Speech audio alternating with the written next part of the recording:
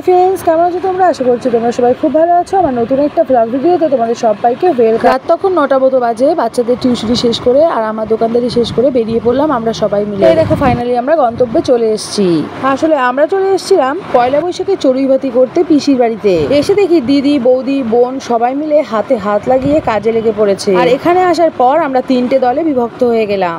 দেখো বাচ্চারা চলে গেল বাচ্চাদের মতো খেলাধুলো করতে, আর আমরা চলে আসলাম রান্নার এখানে। আর আমাদের ড্রাইভারগুলো ওরা আলাদা দল পাকিয়ে ওদের মতো ঘুরে বেড়াচ্ছে। আমি এসে দেখি মাংস রান্নার জন্য কড়াইতে তেল বসিয়েছে গরম করতে। মা তারপর দেখি বাটিতে একটু তেল রয়েছে, আর তার মধ্যে দূর থেকে মনে হচ্ছে একটা ব্যাঙ, মানে একটা ছোট্ট ব্যাঙের বাচ্চা পড়েছে সেই গরম তেলের মধ্যে। এই দেখো আমাদের যে ড্রাইভারদের দল ছিল তারা ওখানে বসে সলা পরামর্শ করছে, মানে একটা আলোচনা করছে। আর এখানে আমার বোন মাংস রান্নার জন্য কড়াইতে প্রথমে তেল গরম করার পর দিয়ে দিয়েছে পেঁয়াজ, আর পেঁয়াজটা নিয়েই নাড়াচাড়া করছে। আর এদিকে দেখো বৌদি সবার জন্য চা বানাতে চলে গেল। দেখো এই কয়েকজন রান্নার জন্য কিন্তু ভেতরেই রান্না করা যেত, মানে রান্নাঘরের মধ্যেই রান্না করা যেত। তার মধ্যে দেখো আমার পিসেমশাই চলে আসলো শশা নিয়ে। আর যাই হোক, তো সেটা আমরা পিকনিক ফিল করার জন্য, মানে ওরাই এটা ডিসাইড নিয়েছে বাইরে উনুন নিয়ে এসে রান্না করা হবে। এটা মানে এদের রান্না বান্না দেখে পিকনিক ফিলটা চলে আসছে, মানে পিকনিকে যেমন হয় না প্রপারলি সব কিছু হয় না, ঠিক সেই রকমই হয়েছে।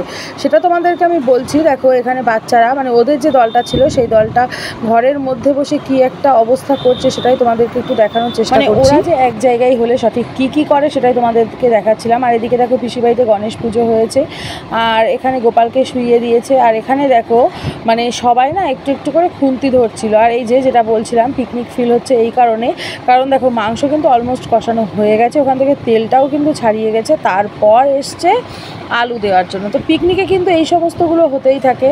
আর এরপরে যে বৌদি সবাইকে চা দিয়েছিল, আর ওনার পরিস্থিতিটা দেখো, উনি জামাইদের জন্য কাপ প্লেটে করে চা দিয়েছে, আর আমাদের জন্য দেখো 1 টাইম কাপে করে চা দিচ্ছে। তো যাই হোক, এটাই হলো বৌদি আমাদের সাথে আর ওনার ঠাকুর জামাইদের সাথে তফাৎটা আমাদেরকে বুঝিয়ে দিল। তো যাই হোক, তারপর দেখো বৌদিও নিজেও চা নিয়ে নিল, আর উনি চা খাচ্ছে আর আমাকে বলছিল একটু ভিডিও করে দিতে, তো আমি সেটাই করছিলাম।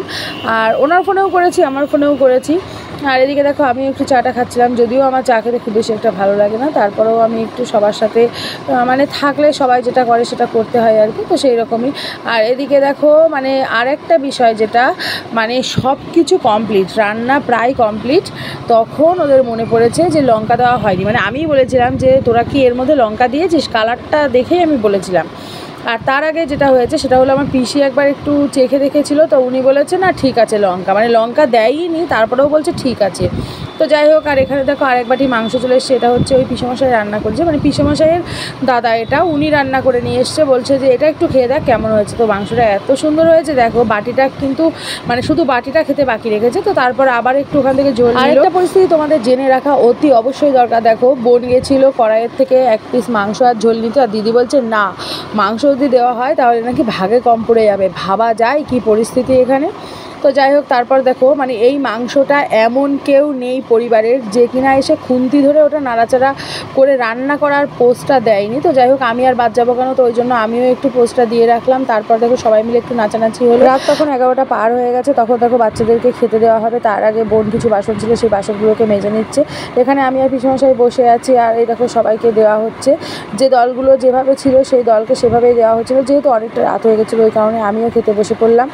দেখো এখানে কিন্তু ডাল ছিল, মাছ ভাজা ছিল, ইঁচড় চিংড়ি ছিল, মাংস ছিল। সবাইকে টাটা বাই বাই করে বাড়ির দিকে চলে আসছিলাম। আর রাস্তাটা এত সুন্দর লাগছিল, চারিদিকে দেখো ভগবান রামের প্রতীক চিহ্ন দিয়ে যে এমনভাবে সাজানো ছিল, দেখতে ভীষণ সুন্দর লাগছিল। তারপর বাড়িতে আসার পর আমি সমস্ত কিছুকে ফ্রিজে রেখে দিলাম। আমিও বাড়িতে মাংস, তারপরে ওই ইঁচড় চিংড়ি রান্না করেছিলাম, আর ভাতটাকে পান্তা করে রেখে দিলাম। আর আমার জল খাওয়ার কথা মনেই ছিল না, বাড়িতে আসার পর ফ্রিজ খুলতেই মনে পড়লো, তো ওই কারণে একটু জল খেয়ে নিলাম আর একটু কোল্ড ড্রিঙ্কস খেয়ে নিলাম।